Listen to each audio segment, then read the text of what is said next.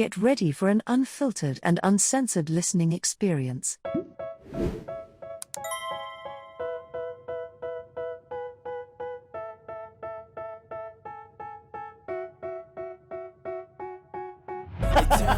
Gender reveal.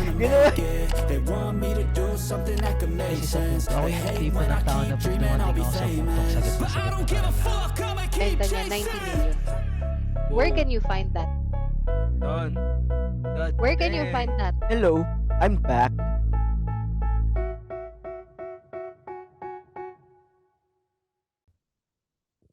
And we are live.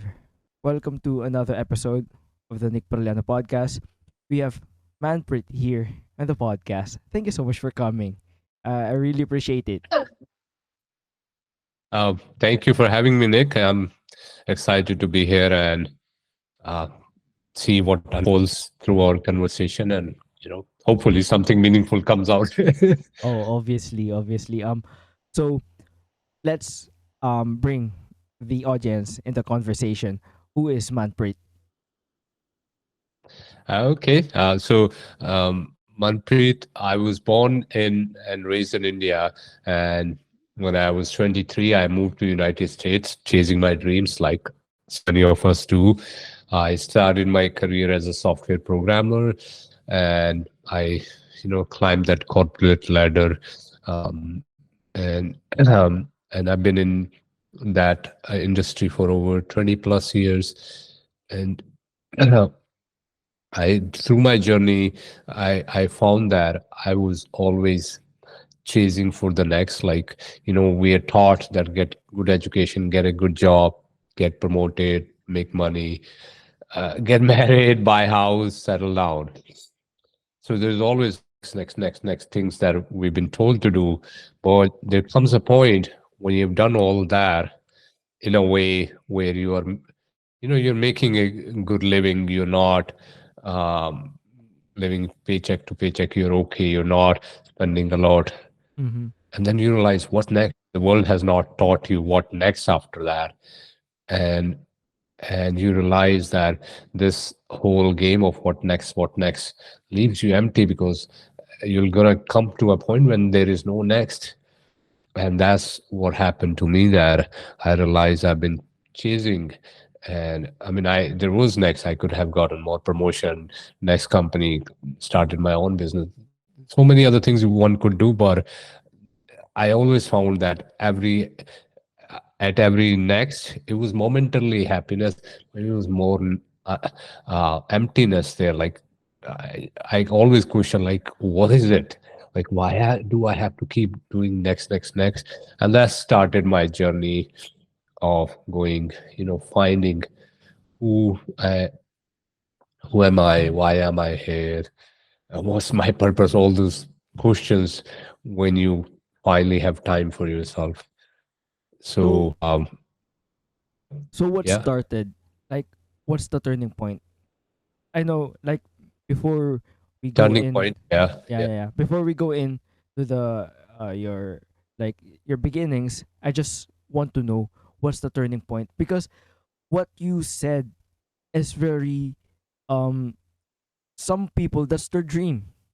Like um Yeah, yeah, working in a corporate, especially in the United States, and having a stable job, uh you know, yeah. stable um monthly Income. checks, yeah, monthly income. So what's the turning point? Yeah. So, and I'm not saying that there is anything wrong. Just to be clear, Mm-hmm. it's Yeah, all yeah. good. Uh, the turning point for me was when I felt that I was still unhappy. Like, I was making good money. I had everything going, but I was still very unhappy inside. And it wasn't like had a toxic relationship or toxic boss or workplace. There's none of it. Like, everything was good, but it was still not making me happy. I was not enjoying it to the levels I could. So I started to ask this question. I mean, all along the journey, I don't think there is one turning point. What happens is you're hearing those whispers, maybe I'm not happy, maybe this is not right, but you keep putting it down just so because you're chasing, you're so caught up in what's going on. So you're not giving, stopping and listening. And I think during COVID, or just a little bit before COVID, so the first lockdown happened in March, but in October before is when Mm-hmm. I was becoming very uneasy. And I asked myself this question: if I were to die tomorrow, what would be my journey? What would people talk about me? What legacy am I leaving behind? Did I make any difference? Did I matter? So I don't know how I gathered those questions, but these questions came to my mind, and when I sat down to answer those, I was not happy with the answers because I felt like I so far I've lived my life just for myself, my family, my own goals, but I Mm-hmm. haven't done any um, for anybody else, and I haven't made a difference. Uh, and it could be okay for people. It's not everybody has the same thing, but for me, it wasn't acceptable because I felt like I came here to make a difference, and I haven't done any of it, and I want to die without at least trying and doing something. So that was turning point for me when I asked that question. It became clear to me that I wanted to change something in my life, that I didn't want to live next 20 years or 10 years or 5 years the same way that I lived the last 30 years of my life. That's that's the thing though. Like when you know you're not happy, even though you have this stable job, stable income, but the important thing Mm. is you're happy, and there's nothing wrong with that. Like having a Yeah, stable job, a stable income, there's nothing wrong with that. It's just it's not for some people. It's not for you, and sometimes not for me. yeah. But uh, the key here is happiness. You really have to find that happiness. Yeah, the thing is, when you attach uh, the world we live in, we are taught this thing about you will get happy when you get a job, when you make certain money, when you Mm-hmm. have a home, when you have the dream car, when you have the dream partner. So because we see that, we attach our happiness to those external events, and they do make you happy. It's not that they don't make you happy, but you could be happy all along also. You don't have to wait for that one particular moment. And that's what the life is teaching us, that yes, there are things that you should be doing. You should be chasing goals, you should be doing all those things, but don't tie your happiness to any other thing, because when that thing is no longer there, for example, that job is not there, that wife or girlfriend or boyfriend leaves you, or your bank balance goes zero, you become so miserable because all along your happiness is tied to it. But if you're already happy, and things and then you recognize that things may come and things may go, and it's just up and down, it's just life. But your happiness does not depends on all those things. You are happy, you can be happy. I mean, it's a decision. I can be happy or I can be miserable. And I know it's so foreign because we're not taught this in schools, we are not given examples in our lives. But once you start to learn and practice it, you recognize there is so much, so little that you need to be happy. You need things to make a living, to have a healthy lifestyle and all that. You need all that, but you don't need all that to make you happy. Exactly, and that's powerful. Um, so let's go back. Um, Mm. when you're growing up, um, do you like programming? It's like for me, I really started coding at a young age, like around Yeah. 10, 11, Mm. around that time. But when you decided to be a software engineer, are you really Yeah. you that passionate that time? Yeah. So it wasn't really about programming that I liked. I remember when um, I was growing up, the computers fascinated. And when it was not common to have computers, I'm talking about, Mm-hmm. early 80s. In Yeah. India, US, it was still accessible, but 80s, you barely had people who had TVs. Like I remember, we didn't for longest time we didn't have. Then we had a black and white. Then we had color TV. So when I saw on TV certain series where this uh, guy who was the main character, and he was a child, I mean teenager. He developed a computer, and then that computer did all the work. Like he could answer the problem, he can solve all the problems, whether it was his school or his family or somebody in neighborhood. So that fascinated me, and I thought, somewhere during watching those series, I thought I'm gonna do something with computers, and I was really fascinated. So I wanted to do something with computers.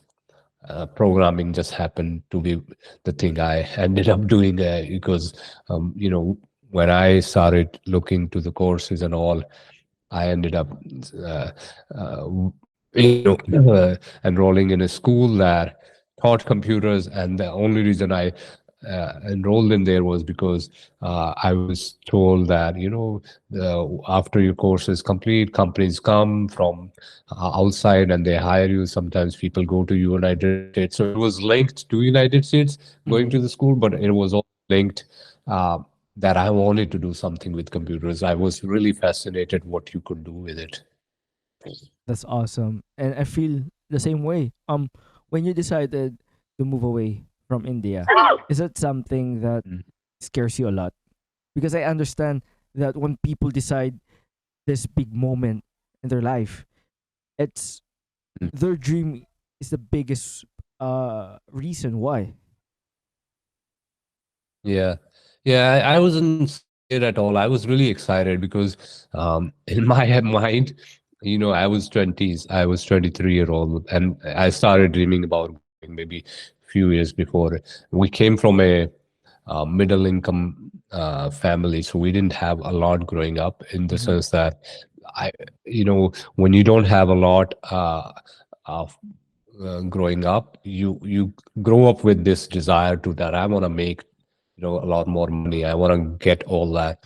And for me, somehow, um, uh, what I gathered from the people around us, and that you could make that kind of money, or you can become really rich and wealthy if you were just by doing jobs in United States. So for me, it was the excitement. I was really excited. I was not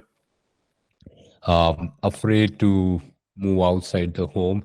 I always wanted actually to be outside the home, be on my own. I wanted that sort of freedom. So yeah, I wasn't scared. So that turning point happened. Um, what pushed you to really, um, start this something that you're doing right now? Because it's not that not that it's not for all people, but it really scary when you started something new. Yeah, yeah.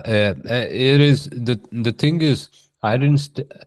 One for me, it was realizing that I didn't want to live this way. I wanted to change something. At that point, I did not know what that something was, Mm-hmm. but I knew I did not want this life. And that is a great point to be. Like when you do not know what you want, knowing what you don't know is a very great place to be, because at least I don't want this, so I can start putting it away. So I decided that I didn't want this, and I immediately uh, I want to say that when you want to make a change, um, you want to you want to take a big action, a big decision. You want to do something big, so that it gives you that momentum, so that you can step into it. A lot of times we hold ourselves thinking, what if we fail? But I was at that point where I knew I didn't want this. So I took a big decision. I told the company that I was working there, I cannot do all the responsibilities that I was doing at the time, because it was consuming 12 hours, sometimes 15 hours of my day.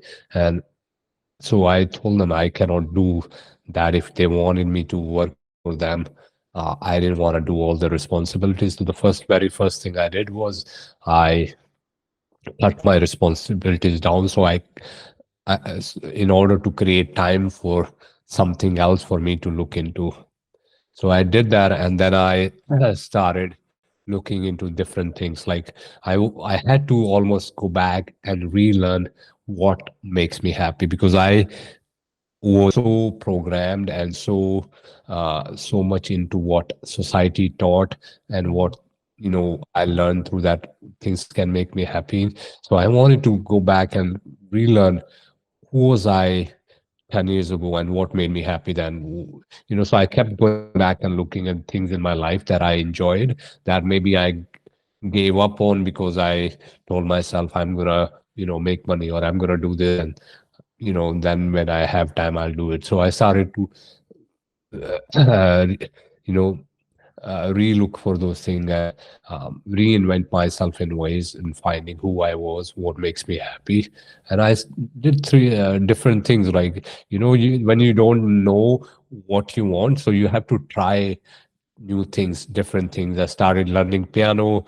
Somebody I heard and read that when you learn piano or any musical instrument, for the sake, it improves your brain, it forms a new neuro logical connection. So I started learning piano. I started going on walk. I started doing meditation. I started enrolling for different courses. So I did a lot of different things, and then I found, started to see, among all those things, what is the thing that makes me happy, that I can do without needing somebody to pay me money and all those things. So that's how I came to what I do now, and talk about spirituality, mindfulness, and those practices. But it wasn't like day one I knew everything. I Mm-hmm. just had to go and try different things. And I think for people who want to explore, we need to give ourselves chance. Whatever you think makes you happy. Like, for example, one of the things I thought that make me I would really love to do is podcasting. So I started my own podcast. I read it for 3-4 months, and as much as I enjoyed it, it was taking me back to the place where I was again running for the next episode. And I was like, and then I put it to stop, because what I learned was, it wasn't podcasting so much that I enjoyed. I enjoyed having conversations. I enjoyed connecting with people before the podcast episode and after the podcast episode. So I realized I could do that in other ways. I just don't have to have my own podcast show for doing that. But I couldn't have known it if I didn't try. So, if anything, out of the last 2 minutes of what I speak is that, try, find out what makes you happy. And then when you find that out, just do it more often. And I feel the same way when I started podcasting. The well, I relaunched this podcast like uh the first podcast that I released is around 2020 during the pandemic, but Mm, it's a mm, different format from what it is now. mm, And what I mm. realized during the time is it's not about the content per se, but the conversation with people. So that's Yes. what I realized. And talking to you and talking to my previous guests, I learned a lot, not just by, spirituality, motivating people, Mm, that sort of thing, but learning their stories, learning their struggles, their trials and tribulation, mm. that sort of thing. So that's really, I really fell in love in podcasting because I had the opportunity to talk to people, to have a conversation, natural conversation, not just by having a Yeah. script, having a question of scripts, you know. And Yeah. I feel the same way, and I think that's very important for some people, that if you have this feeling that you need to do something, just try it. Like, don't be scared. Yeah. Yeah. Yeah. The thing is, sometimes it's not, what happens is we are fascinated about, other people, what they're doing. So we look at, I saw some great podcasters, and I saw their shows, and I was really fascinated. So I wanted that, what they were doing, right? So that was the reason I wanted to do podcast. But really, what I wanted was not the podcast, it was the conversations they were having.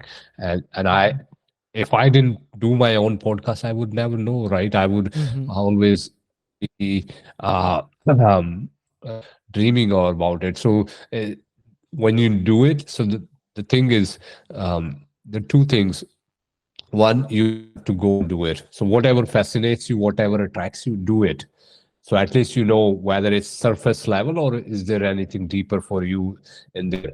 And do it for, don't do it for one, twice. Do it, at least give it time for you to recognize. I gave myself 3 months, right? So 9 days. I tried, and I must have done 14, 15 episodes of it. So and then I realized that, okay, maybe this is not what I want. And this is what happens when you get into something. There comes a point you hear that you don't like it, but because you have done it for 3 months or 4 months, you tell yourself, maybe I'll start liking it. No, you will not start liking it, by just doing it. You can keep doing it if you're already liking it, but if you're not liking it right now, there is a very less chance that if you keep doing, you will start liking it. You will not like it. So stopping just because you made a mistake, it took you time to make a mistake per se. Don't keep making it, right? You learn when you learn to listen to yourself. When you are seeing that it's not making you happy, you can stop. There's no, you don't have to answer anybody, right? Yes, people may say, oh, you started, you failed, so be it, right? the more the only person you're answerable is to yourself. So if you're not happy, just stop it. Whether it's a relationship, whether it's a job, whether it's a hobby, whatever it is, because when you start to live happily, things start to make so much bigger difference in your life. You start to live a very different life. It's really dangerous to a point when you are happy without anything, right? When you don't worry about money, people really think you are going crazy. People told me that I was unconventional. They would say, "Oh, have you ever talked to? Did you talk about this to your wife? Did you talk to your family about this? What did their family have?" Because they, in a way, they were telling me that, "Oh, you're going crazy. You're not making any sense. So go talk to your family." But yeah, it only comes when you start to just answer yourself and stop worrying about what others think. Also, and I think that you can agree with this, but um, failure is also the part of a life. Like you can't Yeah, yeah, learn or you can't realize something without failing.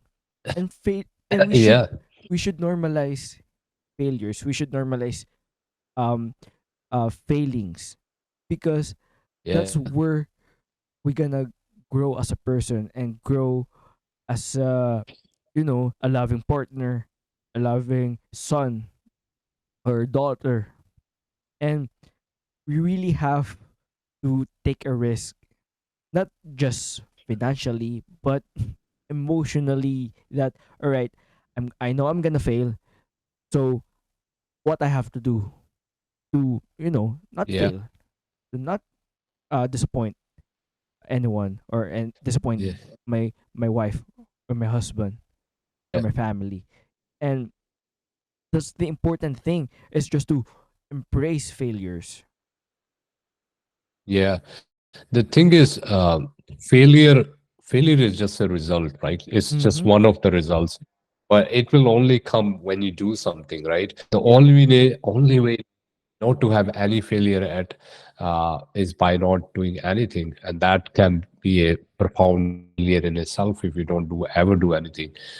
So that's first thing to recognize, that you do something, and failure is our label to, it's the after fact of you doing something, and you cannot know whether it's going to be that or something else without doing it.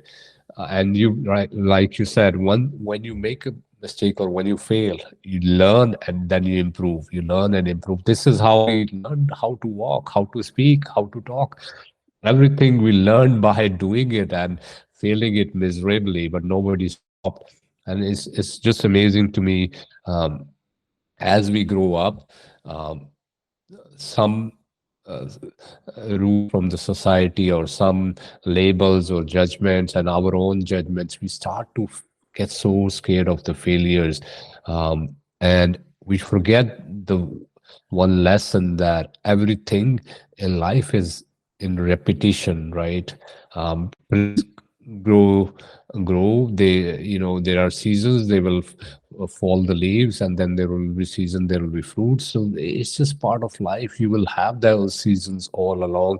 Your body cells are dying every time, they are failing in a sense that they are no longer needed. So the failure to me is that when you come to a result that didn't work out, it's not you failed it, it's an approach that failed. So if you Mm-hmm. distance yourself from yourself to what actually didn't work, it was a strategy, it was a path didn't work, but it's not you. It's just a strategy, it's just a path. So separate yourself and you can have a little bit more peace with trying, that you're gonna find things by doing those things. And also, I'm not disregarding some people's situation, because um people might say that, oh, I'm the breadwinner of the family. Oh, I have a son. Oh, I have a daughter. I have a children to feed. I have a family to feed, to provide. But what we're saying is, just if you want to do something, do it with your family.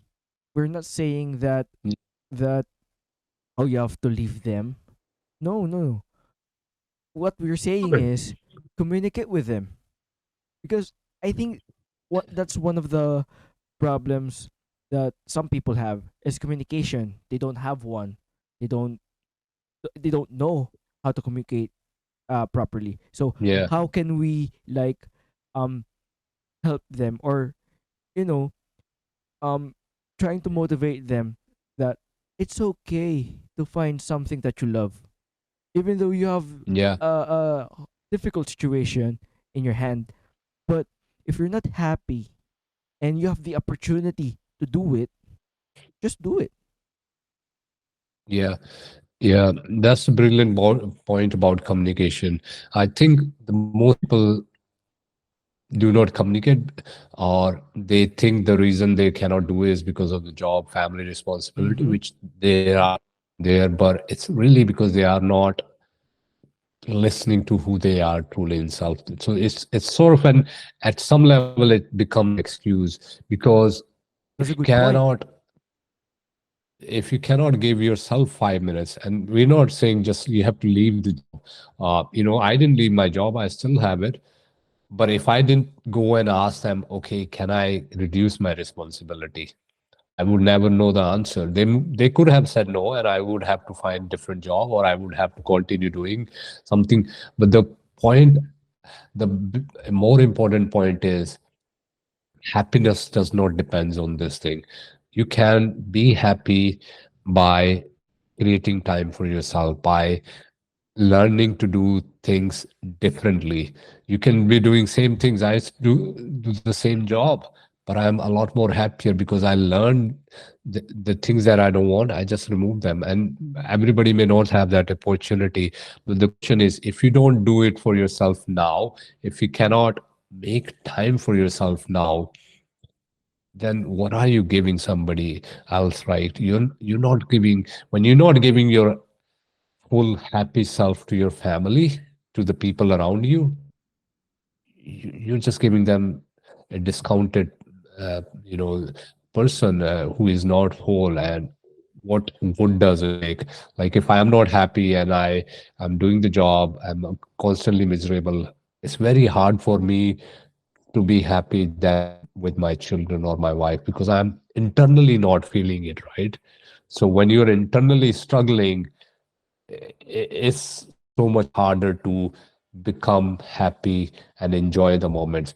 But if you start giving yourself, yes, you cannot leave your job, you have opportunity, but can you do something in your day for yourself? Like at the beginning of day, can you be spend 5 minutes, whether it's reading a book, going for a walk, listening music, prayer, whatever it is? Can you do something that makes you happy at the beginning of day for yourself? Because when you start to lean into that, what it makes you happy, you will grow, you will find the ways to do it more, because that's all we want all along. It's not that we want money. We need money to make a basic living, but we don't want a lot of things the world is teaching us that we need. We don't want that. It's just the social media, the big companies that are shoving their products that you need this, you need big house, you need this kind of car, you need. No, you don't need all that to make you happy. But can you find what makes you happy? Start there. Do not, if you erase everything the world taught you to, uh, that you need to be happy, and if you started to find what really makes you happy, you'll be surprised how little of those things you need. And that's the journey. That's where you start. And also, I think that's one of the reason why people act up. You know what I mean? Like when they're happy, sometimes they reflect it to their family, and sometimes that's the reason why when you're gonna talk with your family, they're gonna say that, "Oh, you look miserable. Why are you acting up?" Yeah.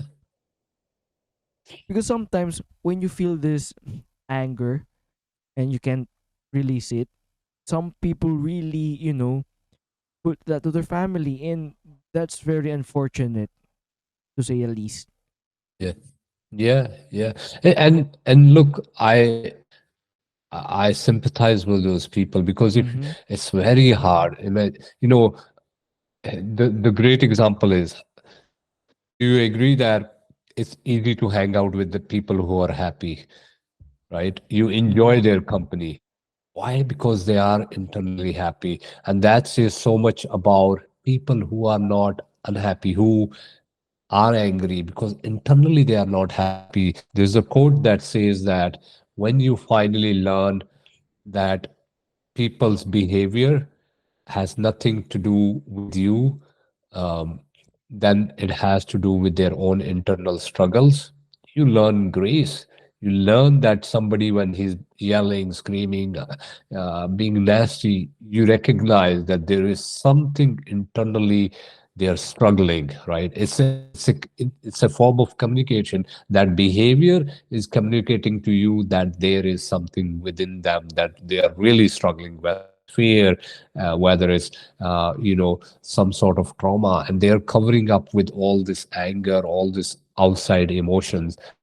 That's when you recognize, okay, you start to learn grace, and you say, okay, peace be with you. You bless them, you send them blessings, because we want, the only way they can be nice to you is when they are happy inside. So when you give them blessings, that I hope you feel happy, I hope you resolve your internal struggles, it becomes so much easier. And that helps in family scenarios a lot, because when your partner is constantly not being nice, there's so much internal struggles, and you can decide to work with them in those internal struggles, or you can decide, okay, maybe I cannot um, deal with their internal struggles, and I need to maintain my sanity, and you can move on. But recognizing that, a person who has those struggles will never be happy outside. It's a great point. And for yourself also, if you feel like, why am I acting like this? Why do I lose my anger? That means that anger, while it's labeled so much bad, it's an indicator. When you are getting frustrated, when you're getting angry, know that something inside is not happy, and then start to find out what it is, because that is the only way you can come to happiness, when you recognize what is it that is making you uncomfortable, whether it's something from past, some experience, or something that you're doing every day that is not making you happy. But instead of like how we are taught that, think positive, do not get angry. No, when you get anger, recognize it's an indicator. It's telling Mm-hmm. you there is something going in your life that you do not enjoy. And that's a great place to be, when you finally learn that there is something you don't like. And also, I think that's one of the reason why some people are afraid to take that risk, because they feel like that if they're gonna do something that they love, they're gonna make this grand move. There's this grand gesture. But what I learned is from my previous guest, it's Mm. about the little steps, the baby steps. Because when you do those little things just to make you happy, along the way, you're gonna reflect yourself and say, "Oh my God, I've been through this." It's Yeah. kind of it's gonna relieve you a bit, and it's gonna make you have this uh feeling of gratitude of your life. Yeah. Yeah. Yeah. Very true. So what happens is, the reason we get scared of something is, first, um, is we think it's hard, but it's also in many ways it is because that thing is unfamiliar, that we have not done this before. And then uh, when we have not done something before, it's unfamiliar, we need to lean on our confidence. But the confidence comes from our own trust. Our trust comes with, building our own reputation. And our own reputation with ourselves is built by repetition. So repetition is in small steps. So when you start to, one of the first things I say and tell people when they want to make a change is do something small, add something really small. Something like, oh, I'm gonna read one page a book for next 30 days or 90 days. Something that in your brain, you will do it without a doubt. Like there is no objection to it. Instead of saying I'm gonna go run 1 mile every day, how about you just say, I'm going to take 10 steps at home? Something so small that with blink of your eye, you will do it. And it could be, I'm going to just make my bed in the morning, whatever it is. The point of doing that continuously, repeating for 90 days, 100 days, or whatever timeline you do is that when you build that reputation, you build a reputation with yourself that when you say something, you do it. And those small steps. So imagine you did it for 90 days and you're like, you build your trust. Yeah, I can do it. So the next time, then you pick up something a little bigger, something a little bigger. And that slowly you build a trust. All these people who come appear so confident, they appear confident because they have done it more. And they know when they say something, they're going to do it because they build that trust with themselves by doing those little things again and again and again. So I think if you really want to conquer your fear, pick up something small, build a trust with yourself, go back to it, and it is something that you have to do again and again with different things, like because fear will come in different variety. It'll become, as you start to do things, your capacity to take bigger fear and bigger risk increases. You're increasing your capacity. So but it'll always go back to the small steps, the baby steps. What you do, as long as you keep the promises that you make to yourself, you'll get so much power to tackle the bigger and bigger problems and bigger risk, and you will be less and less scared. It's not that fear will go away. Fear will always be there, and there is a reason. It's again an indicator. It tells you, when there is a threat. It is your body's way to telling you there is a threat somewhere, and you can decide to tackle that threat or do something. But that decision becomes easier when you have built trust with yourself. And also, I would like to point out that Yeah. when people say that, oh, it's hard, you know, it's hard to do this and that, it's hard if you don't like what you do. Because, for example, I'm gonna Yeah. put, uh, put it in me, like an example for Mm. myself, that podcasting is super hard. It's so hard to do, to operate, and to do editing, that sort of thing. That's a lot of work. But the Mm. important thing is you're happy. You're you like what you do. And I think like it's like playing sports. Um Yeah. Here in the Philippines, basketball is a huge sports. So it's like playing basketball.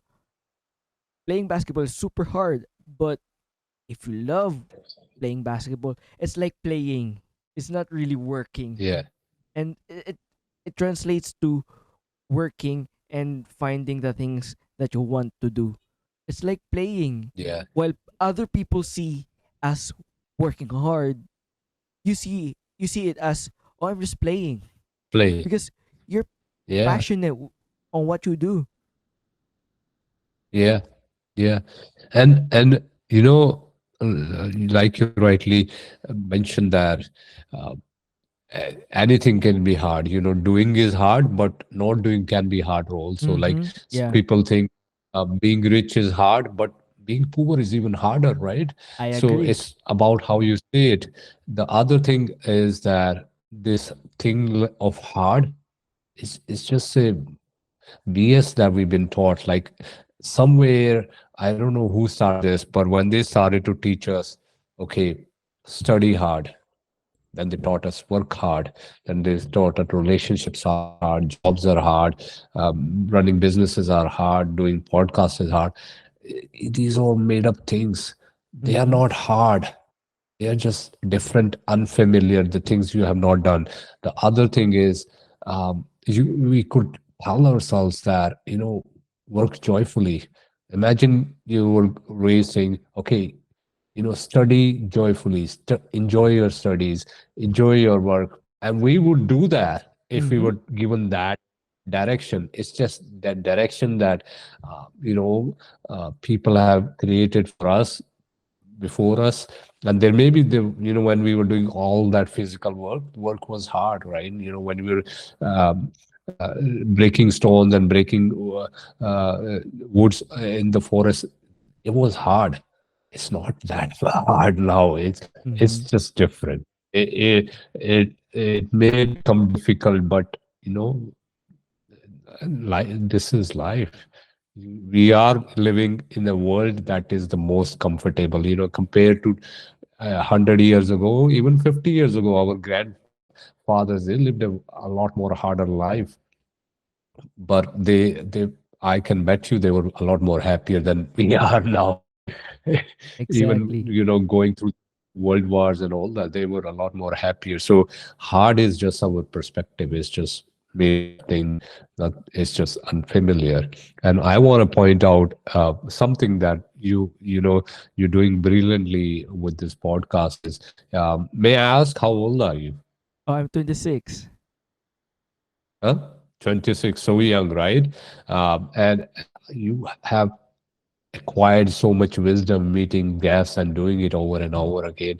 And most people think it could be hard. Like a 40-year-old would think it's hard to do podcasts, but you're doing it and you're acquiring so much wisdom and you're enjoying it. And so I want to, you know, applaud for you for doing it and not listening to what world around you tells you, because otherwise it'll be hard. You will be in a job that you may not even enjoy. So Exactly. yeah.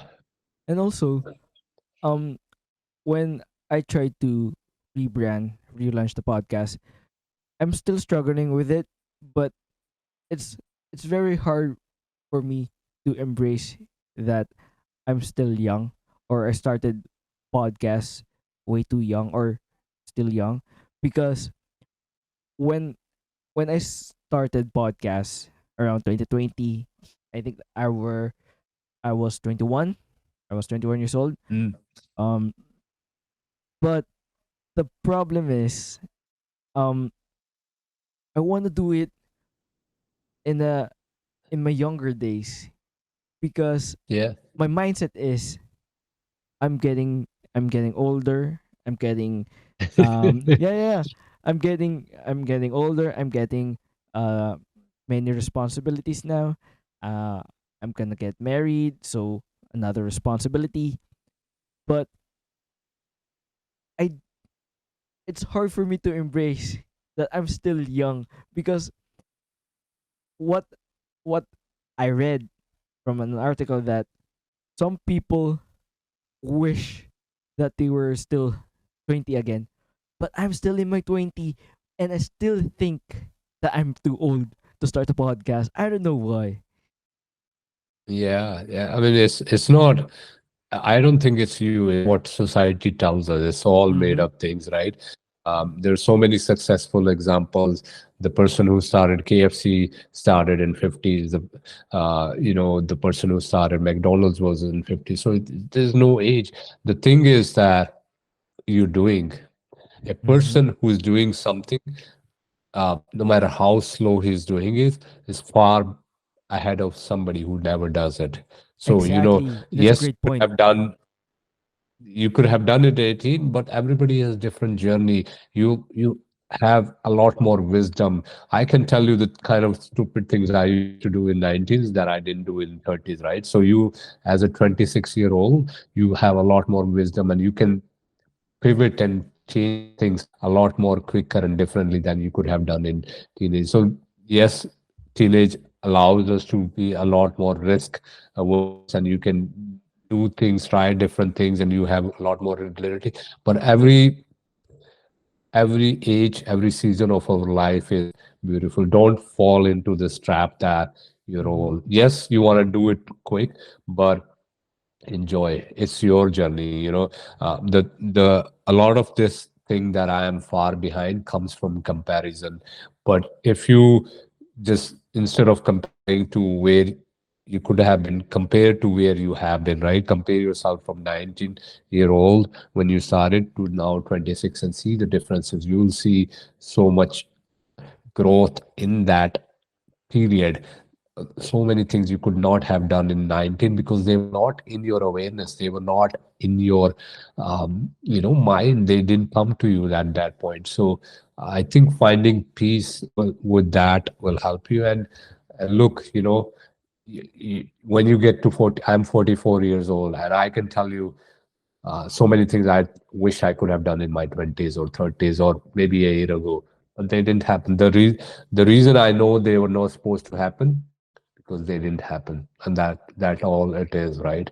If you accept that it didn't happen because it didn't happen, uh, I can only control what is happening now. I cannot even control the future. A lot of time we struggle and we create create misery for ourselves is because either we're looking at the past that didn't happen or the future that we want to make happen.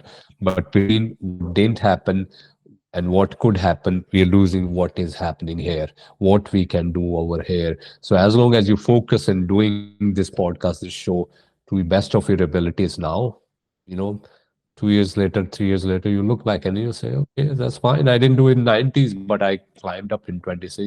I'm still far ahead of people who are not doing anything, who are just sitting home playing video games. You could be doing that. Exactly. And you made a great point that really struck to me when you said that I know it didn't happen. I know isn't supposed to happen because it didn't happen. It really struck to me because some people may say, "Oh, it's supposed to happen to me," but someone, but my situation, but this Yeah, and that, they start to play the blaming game, and that's the yeah. dangerous side of life because instead of putting yourself accountable of the things you do, you started you're starting to blame others. Mm, mm. Yeah, yeah. The blame. blame is the play of ego. This is how Yeah, we exactly. push the responsibility away.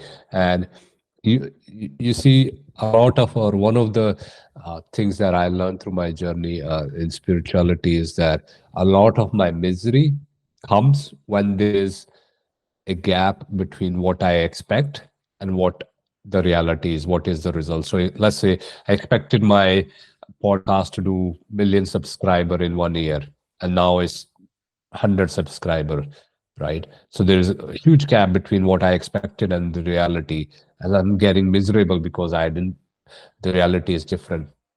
But the thing is, reality is different. You do not control reality. All you can do is fall into acceptance of what is reality and change your expectation, or do something different with your expectation. A lot of time, our issues are just this: the gap between expectation and reality. Let's say we were supposed to be somewhere, right? And we were supposed to meet at 11 o'clock, and it's 12 o'clock, you didn't turn up. And I'm gonna get unhappy because, oh, you're supposed to be 11, 11, 11 is 12, and at 12 o'clock you show up. You think I'm gonna be able to enjoy our conversation or happy without telling you how bad it is for you to be late? But the problem is not that you're late. The problem is there's a gap between I expected you to be at 11 and now it's 12. The reality has changed, and I'm stuck at 11. I'm not at 12. The faster I can move from 11 to 12 and accept, yes, things may have gone wrong, and ask you, okay, are you okay? Is everything okay? You didn't show up, and then move on from there, because reality is now it's 12. No matter how much time I waste thinking and fighting, I am at 12, and I will be at 12:30 if I keep wasting that time. So the sooner we learn to adapt to what reality has brought up, doesn't matter what is the thing, whether it's a podcast journey, whether it's a life, it's a relationship, it's a job, it's your children. You expect children to be quiet certain times. I'm running this podcast interviews. They're not home right now, but if they were, and if they turned up, my expectation is that they do not come and disturb. But who knows? Reality is they are children. They might come and disturb. And when I get stuck on my expectation, I'll be angry at them for showing and disturbing. But if I accept that this reality, they are children, they will do what their children do, and they can. Disturbing me is one of those things. Uh, so it becomes easier to live your life when you start to reduce the gap between, or start to fall into what happens. You do something, reality is different. Find a way to accept and learn from what the reality is telling, and move on. And that's a powerful point. Like, that's, I think, in my own opinion, that's where anxiety kicks in, because your brain still stuck in the past rather than moving Yeah, forward in life. Like, for yeah, example, like you've mentioned, um for example, if I were late, sure, you're gonna be mad because you're human. We're we're supposed to to express our emotion, but we have to do it quickly and move forward in life, because when you're mad, your brain is still stuck in the past. Your brain is still yeah, stuck at 11 rather than it's yeah, 12. Let's move forward. Let's have this conversation. But your brain, your emotion, oh, you're supposed to be at 11. Or, for yeah, example, your kids will interrupt you. Why are you interrupting me? I have a podcast here. And it's very unruly. But when we take a deep breath, and realize, oh, that's already in the past, and we have to move forward. yeah, yeah. And listen, people think history is what happened 100 years ago, but history Exactly. is now like what happened a moment ago. Just a moment ago is already history. This is how fast history is being created. And you recognize that it's history. That person got late, the person, they disturbed. It's already history, but what can you do with now? Like, what is here and now? Can you do something with that, this here and now, that makes you happy, joyful? I could laugh, or you're always late, you come like next time you're late, you pay the bill or whatever. I can be joyful, I can make a crack joke about it and move on. And this is how you learn to adapt. But living in history uh, is not a good place to be. Exactly. And I would like to make a point also that in life, I know it's valid to express our emotion. We're valid Yeah, to get mad at an extent. But I think overdoing it is very dangerous line because yeah, yes, we are valid to express our emotion, but if our emotion kicks in or controls what you're gonna do, it's very hard, and the consequence will be as much as difficult than it's supposed to be. Like for example, yeah, we we got in a fight, then suddenly I punch you because out of emotion. Now mm, the consequence of that punch will be more severe than we should have a conversation, or we should have talked about this instead of pulling punches or being physical or saying hurtful things, because saying mm, hurtful things or throwing some punches, it's not because you're mad, or it's not about, you know, I'm just expressing my emotion. It's just your emotional your emotion took a overdrive. That's why you yeah, suddenly have this blacked out. You know the stories where when why are you punching that people? I don't know. I don't know. I just blacked out.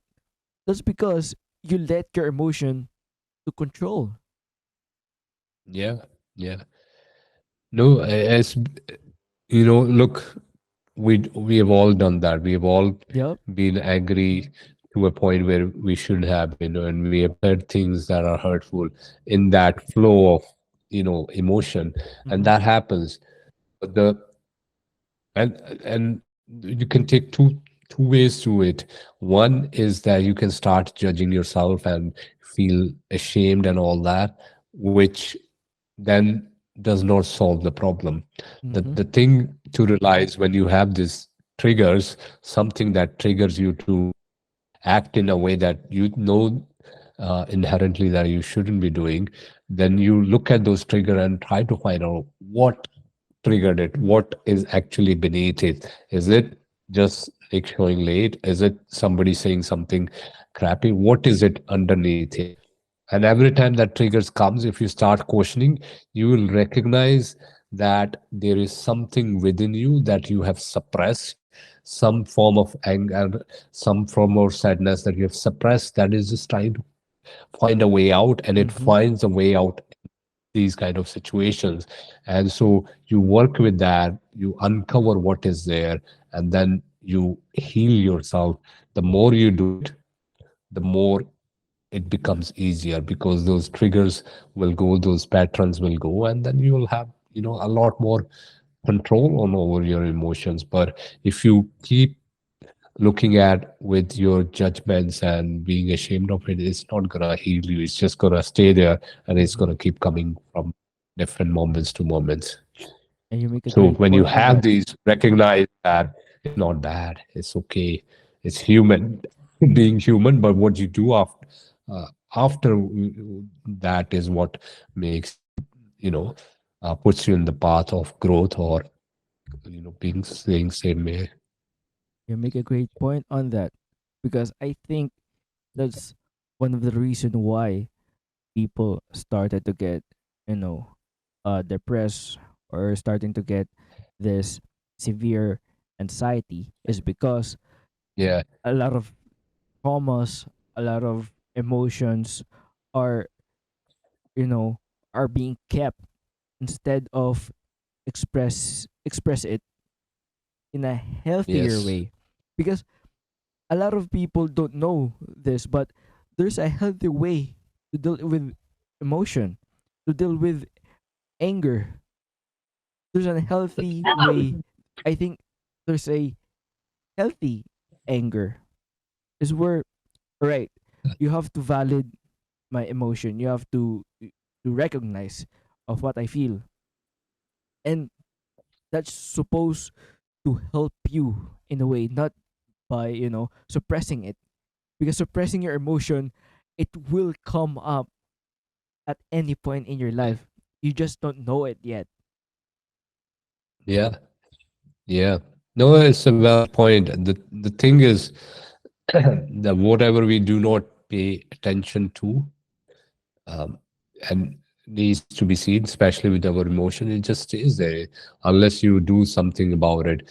And a lot of people who suffer with anxiety and depression, it's not that they want to have a better life also, they want to get out of it, but they are so trapped in those stories, repeating those history mentally, that what happens is when you're reliving that incident. So let's say something happened and it got you upset, right? And so what happens when you get upset, something happens, you get upset, it triggers some sort of chemical reaction. It releases chemicals in your body. Then what happens is that when you think about it, that event that happened, maybe a day later or 2 days later, when you think about it, that thought then generates those chemicals again that were generated in that event, and then those chemicals generate trigger that emotion, then that emotion triggers the similar thoughts, the similar chemicals, and so you're in that loop and you're never able to get out because you keep running that thought, emotion, chemicals, thought, emotion, chemicals, and it keeps going on and on. And a lot of those people, because they do not have any help, or they do not ask for help, they end up being in a place where it becomes harder to avoid those thoughts. It becomes so natural, so automatic, that becomes normal life. And that is where it becomes really, really scary. So when you have any thoughts and emotions that are not, that do not make you feel good, um, you need to recognize that they're gonna, if you keep thinking those thoughts, it's gonna keep releasing, your body is gonna keep releasing those chemicals, and it's gonna keep making you relive those moments again and again, because that's what you're calling, you're telling your body, I want that, I want that. You're not doing it intentionally, but it is what internally is happening. So I think a lot of those people, when they are at that state, even it would help if they, before they got into that stage, they recognize, and if they cannot do something about it, they ask for help then. Because when they become severely depressed or have anxiety, then it becomes harder to bring them out, because they are constantly living and they are not able, it's very hard for somebody to pierce through those stories and get them out, because you need that help. So Exactly. yeah, it can be really bad place and a sad place to be in. I want to talk about spirituality in a sense of Hmm. people sometimes unaware of um mixing or combining spirituality and religion. That's just Yeah. not the case. So Mm. for you, are you are you strong with your spirituality right now before uh in your 20s or when you started uh moving to the states? Yeah, yeah. I would say so. Um, when I was growing up, for me, the only spirituality I knew was religion, because that's what was given, right? You Yeah, grow up in a family, you grow up in a faith, and you follow that. So it was a lot exactly. more devotional. Yeah. But and that devotional, with the religion, you also create boundaries. Like you Mm-hmm. you start to other people, this is me, and you're other, you're Christian, you're Muslim, you're different, right? So Yeah. that what happens with religion. But as you grow up, you become mature, and when spirituality come, you realize it's one. So spirituality is having the same wisdom, but not, with any boundaries. You recognize it is all one. So you start to learn and live a life where you don't see people as a threat or people as other. You start to, in a very morbid way, you start to see yourself in others. You start to understand the challenges you have are the similar challenges in other people's life, and they have different ways and different capacity to work with them. Some people have better capacity, and they are a little bit better to deal with those things than you are, and some people do not have. But it does not make you uh, better or worse. You are equal. It's just a different way to handle those things. So spirituality allows you to sort of become equal. It's a great equalizer of humanity. How do you practice? I know uh different people have different things Yeah. to, to make their spirituality stronger. But for you, what do you usually do, or what do you usually practice to make that, or having that connection with your spirituality? Mm. Yeah. Um, when I started, it used to be different meditation practices. Mm. I would sit sometimes for 5 minutes, sometimes for hours. But used to be, I tried different practices. Um, but in my journey, what I recognized is that spirituality or mindfulness is not so much about a practice. It's learning to pay attention to where your attention is, right? Your mind is always thinking something, but do you know what is thinking? So when you start to become spiritual, or in other words, become more attentive to where your attention is growing, right? See, we live in a world that social media is always grabbing our attention. The big Mm-hmm. companies are, so everybody is after our attention.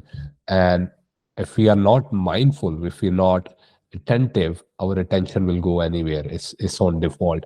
So spirituality allows you to be really aware of where your attention is, right? When you're having those negative thoughts, there is somebody who knows that there are those negative thoughts. Mm-hmm. So you are that who knows those negative thoughts, who can see. So spirituality makes you witness your life more. And that happens through different paths. There is no one way to it. Meditation is very common, and also very, fantasized, or it has become a big thing. But you could be spiritual in, going on a walk, listening to music, playing the sports. The most sportsmen, anybody that has any kind of art, whether it's drawing, whether it's piano, music, dance, any sort of sport, they are really spiritual because they are really attentive about what is happening, what they're thinking, and what is happening in that moment. And that's all spirituality is. When you are so attentive, you are meditative, like you are in the place where you know what they call as a flow state. So the flow state, there are thousands of different ways, but you find out the way that works for you, right? And the way that works for you is just what makes you happy, is going back to that. But usually I would say it's something that you enjoy doing alone, like that makes you you, and you are alone. Like sometimes I go on a walk, when it's regularly, I'll do that. After I drop my children to school, I'll go for a 10-minute walk, but I am alone. I don't take phone. I don't go with my wife. There are different times when we'll go walk together, but when I want to be connecting to myself, I just go alone. and I just walk around and I just observe nature, observe what my thoughts are. And it's so amazing the answers I will receive. If I have some challenges, some questions, I'll go with that question on a walk, and during the walk, I'll receive the answer, or I will receive a different perspective for that problem.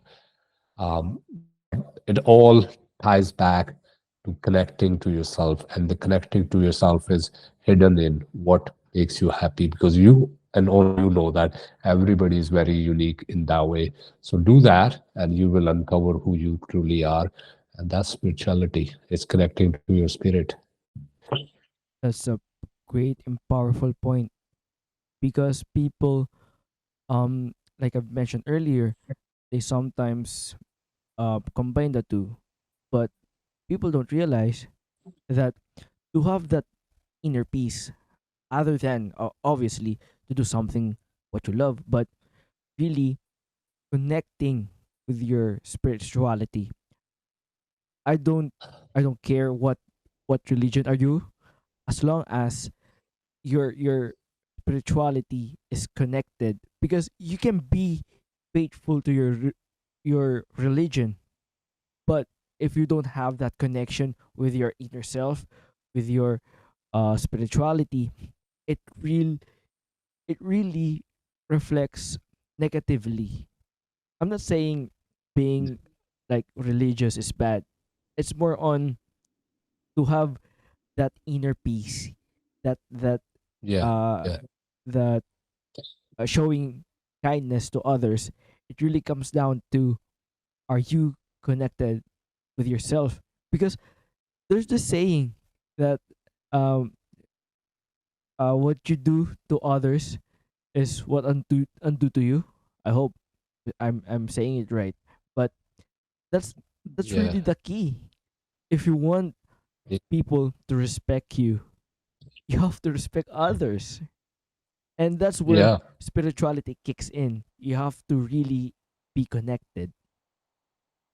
yeah. And you know what? The way I look at it is that the religion, all the books, that is wisdom, right? And yes, there are organized religion has Mm-hmm. created the translations that may not fit, are not right. But the Mm-hmm. thing is, the way you can know what that truly means, that wisdom, is when you are connected. So your own connection to yourself unlocks that wisdom. So I heard this statement that from somebody. This is, don't let Christians stop you from getting to the Christ, because who Christians are and who what Christ is are two completely Different different things. things. Yeah. And you can get to the Christ by connecting to yourself. You can, the wisdom becomes so much more profound and deep when you're connected. When you're not connecting, it's always about, okay, those people. When it talks about do not do the sins, you think, oh, those people are doing sin. I'll give you a very morbid example. I was in a uh, flight. uh, I was going from San Francisco to Los Angeles, so it was a very short flight. It's an hour flight, and um, as I sat down, the guy next to me, this gentleman, he was curious and asked me. He started talking about faith. It's just like 10 minutes into the journey, and he started asking, questioning me, "Oh, what faith do you follow? Or you are Sikh? So what do Sikhs believe in?" I remember I saying one line to him that, in Sikh we believe that we are God. We came from the essence of God, and we are God in a way. He and I said those lines because he asked me what I was taught. And he's like, "Oh, that is a sin. I cannot even think like that. I'm a god. It's a sin. It's a sin." He said that a few times, and then he picked up his bag and moved from that seat. He actually moved to few seats back because he could not sit with me anymore. Oh And I was like, wow. wow. It made me, I wasn't offended. I felt like, how can sometimes what you're taught can put you in such a cage that everything outside the cage makes you feel like sin, like it narrows your vision. It does not allow you to do that. And I felt, I've felt sympathy towards that person, because you're losing on so much because you're so ingrained, and you're so programmed with the religion and the whoever gave you that text that you cannot allow anybody else. So yeah, that religion can do that to you. But I've been with so many people with different faiths, who are rooted in their faith, but also recognize that there's no one single path. And that's a great point of view. Kudos for you. Because Yeah, if that's other people, they're gonna call that guy racist. They're gonna call that guy a jerk, you know. But yeah. I you mean, took a different point of view. You sympathize that person yeah, because of his religion. He is stuck in this cage. And that's yeah. awesome. And thing is, um, it's not that he said something to me. He just felt that it was Mm-hmm. sin for him. Yeah. He didn't tell me that I was wrong, and that's why I was had sort of respect for him, because he was doing what felt right for him. He didn't want to sin, which is perfectly fine. He didn't tell Yeah. me, "Oh, you shouldn't think like," he didn't tell me what I should or shouldn't do. He just said it was sin for him, and maybe he felt like he shouldn't be sitting, and he picked up his bag and went down. So it's perfectly fine. You protect what you feel is right for you. In a lot many ways, if that what gave him ease and comfort, so be it. It's okay. You know. Exactly. And I think that's one of the main reasons why people who are very religious discriminating others, in not in a way of their color of their skin, but their gender in general. Because um I'm not knocking off any religion out there, but when a religious person finds out that you're gay, you're lesbian, or you're transsexual, they gonna they gonna tell you that that's a sin, or they will separate far away from you. And I think that's one of the reasons why people feel who are gay or transgender feels this solidarity, this solitude of there's no community in them, because their Mm. community is pushing them away because of what they are, and that's because of their beliefs, that's because of their Yeah, religion, and that's just sad. yeah. Yeah, it is sad, but again, it goes back to um, questioning, Mm-hmm. whatever you've been taught as a belief, whether it's about happiness, about job, or religion. Uh, the true freedom comes when you start to question, when you no longer accept what somebody is telling, but you say, okay, it may be true, but I want to experience it. I'll only call it truth when I experience it, when I live it, when I see that to be the case in my life. I'm not gonna buy in, and that takes a lot of work on yourself, because we taught to sleep and just accept, from the schools, whatever teacher told us, okay, just believe that that is the truth. Parents told us that is the truth. So we become complacent in so many ways with programming or with all the beliefs that are passed upon us. But your journey and your spirituality, your awakening in a lot many ways is questioning those beliefs. Like if you believe in something, why do you believe in it? Who gave you, like, is it that you really believe in that? Is that true? Or is it somebody told you that was the case, and that's why you adapted it.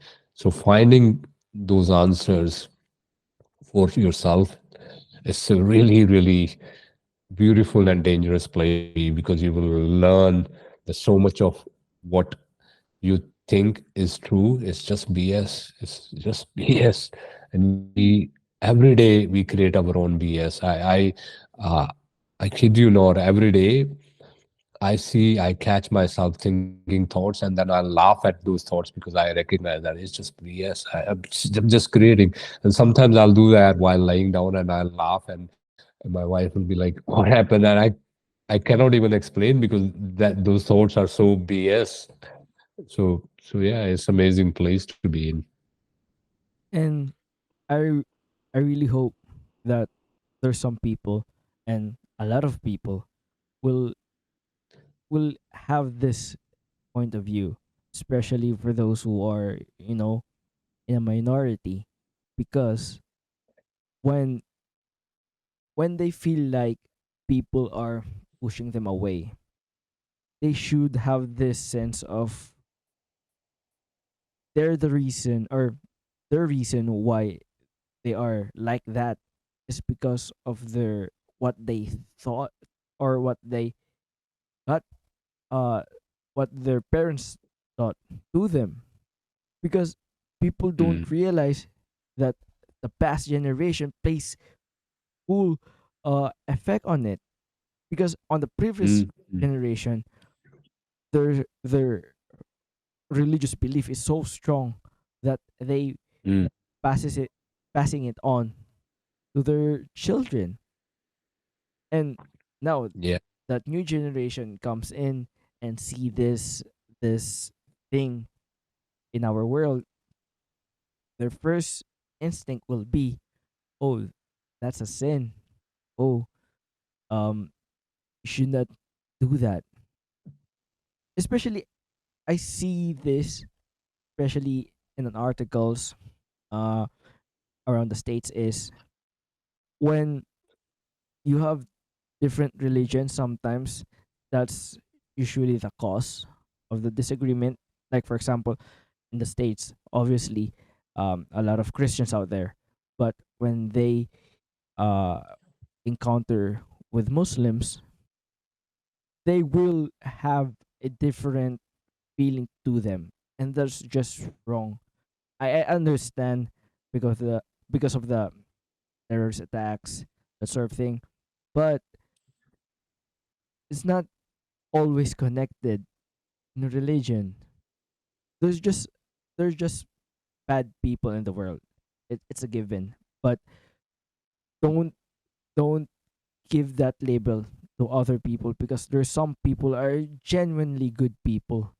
They're genuinely Mm, great people, loving people, and they don't deserve that label. They don't deserve that hate just because mm. they're different spectrum of religion. Yeah.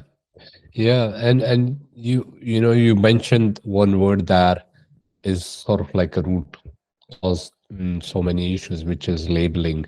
When we start to label and see people as others, that's when all these fights, the whole debate, you go to any um, you know debate or any disagreement, it's just about others, right? When you make somebody as other, then the debates come, the other religion, the other party, the other thing. So it's all about othering, and it's very complex because a lot of it is also politically driven. Like these are things that we are taught to be othering because people benefit. You know, there's certain groups benefit from that. You're taught to other because organized religion benefits from that. And it's Mhm. all organized religion. There's not one that is not, capable of doing so. So, but and the only way to uh, rise above from there is when you connect. And this is why these podcasts, these shows, and connecting to spirituality so much more important, because when you start to live away from the beliefs, when you start to experience and only follow what you know, what you have experienced to be true, then you come to a place where you recognize that there is no other. Everybody is just everybody. They're just doing the same thing that I'm doing. They're doing differently, but all they're trying to do is be a little bit more happier, have a little bit more in life. You know, uh, surround themselves with people they like, but also they are trying to protect themselves also. They are also afraid of these others, these so-called, you know, dangerous people or dangerous religions. So everybody is just doing the same thing, but different ways. We are living through our own insecurities, our own fears, uh, and deeply we all want to feel free. Deeply all want to be loved, seen, and heard. And when you start to recognize that, then things become so much easier. You start to learn, okay, he's just trying to do things differently, but he's just trying to be and reach the same place that I am going. So I think that change is happening, and I think it is happening for good reason. All the chaos that is happening, that chaos is bringing that need to rise up more and more, and people are seeing, the newer generations are seeing all the BS and the lies that were given. They are not accepting. And you cannot tell a 10-year-old, even a 5-year-old, that they should be thankful to God. What God, right? It's a very foreign concept. Yeah. They with this this mindset of already that they deserve everything, that it's not, they need to be thankful. So it is very, very different, and I see that to be very powerful. When you are with that I already deserve everything, I am already worthy of everything, then, and I don't need to make somebody or certain thing as my God, because you know you came with that. The true God is there, in a sad. It will not hurt you. It will not take anything away from you. You came with all that in you, and so I am very excited when I see my children who they don't want to thank God. I'll tell them, okay, you should be grateful. Why? I am born, so I deserve all this already. So my being here makes it deserving. Um, yeah, so uh, sorry for that long-winded answer, Oh, it's but fine. It's fine. we need to just connect with ourselves. If we learn to connect with ourselves, I guarantee you half of the problems that we are facing will just go away. They will just vanish because we will recognize how big of those lies are. And I think the key is also having having a conversation with different perspective, with different person who Yeah, have different perspective, because I think yeah, because of, I'm not saying all, because there's a good benefit of social media, but in general, social media really deflects or avoid having this conversation. That's just, sad, because one of the reason why I started to do this podcast or relaunch this podcast is because to have a different conversation with different people, because I yeah, know I know some people are not that talkative. I know some people are not great having conversation, but the important thing in a conversation is just to ask. Like for example, you're sick. I don't know how I don't know what sick is. I'm gonna ask you, Manreed, mm, what sick is. You know what I mean? Having the having that question, having conversation with different perspective, with different spectrum, really helps us to find that understanding, because yeah, that's the only thing that is really gone, that yeah. conversation and that understanding. Mm, yeah, it must be me of an story I heard as a when I was a kid, and this is, there were frogs living in a small well, and everybody in that well thought that was the biggest ocean, or that was as big as things were, right? To them, this was the end, and this was a small well. And this one little frog said, "What is outside the well?" And everybody told, "Oh, there's nothing. You'll die. You shouldn't go. Nobody should try." So they were taught not to go outside the well. But this little kid, little frog, had this desire. I want to see what is outside that well. So he kept trying, and it was very tall well, and kept trying, and finally one day he escaped the well, and he ended up in ocean. And so all of a sudden his world becomes so huge from here to here. But if he didn't try, that well was his ocean. And so what you're saying is the great point, that opening your horizons, having different perspectives, meeting different people allows you to look at things differently, right? You don't have to change your views. Let the different perspectives be seen, right? But it only happens when you allow yourself that opportunity. Imagine if he kept living in that well, he would be like all other different frogs. But because he had this curiosity, because he didn't took that to be an answer, he escaped and found an ocean, right? So there is similarly in our life, there's an ocean of experiences that are out there. We just need to get outside of our well, our boxes, and find and discover these things. And that ocean is also within us, and that is what spirituality is going within, and recognizing that uh, we are not a drop. What is that quote? That we are not drop in the ocean. Uh, we we have ocean inside the drop. So we are complete inside ourselves in a way. I think that's the best way to end this episode. Thank you so much, Manpreet, for coming. Where they can find you.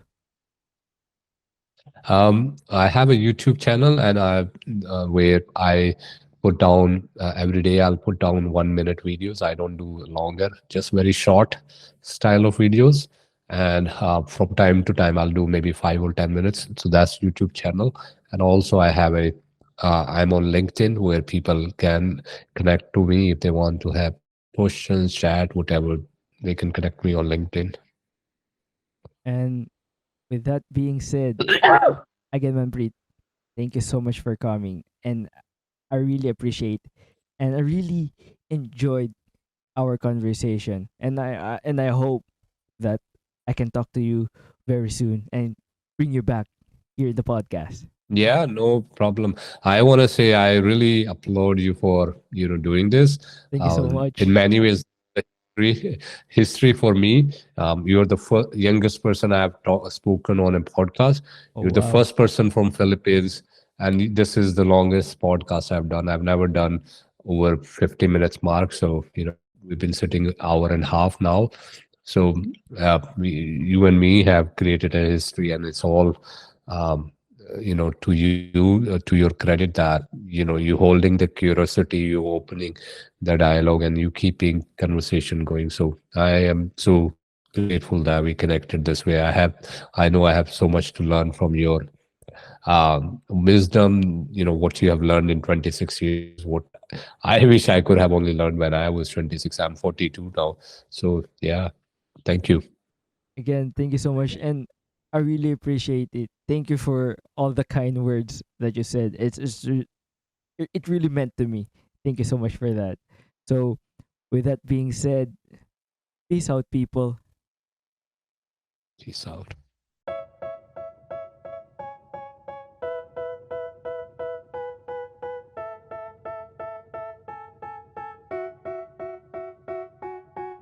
They tell me that I'm never gonna make it. They want me to do something that could make sense. They hate when I keep dreaming I'll be famous, but I don't give a fuck, I'ma keep chasing. I got all this potential that's deep inside of me, but they hate when you're successful cause they try to be. They sit there being judgmental because you're trying things, and they just want you to settle and do the right thing. So get a good job, don't slack off. Wake up every morning, make a good impression on your boss. Don't do anything that I wouldn't do, and when you're making money, make sure you don't spend it too soon.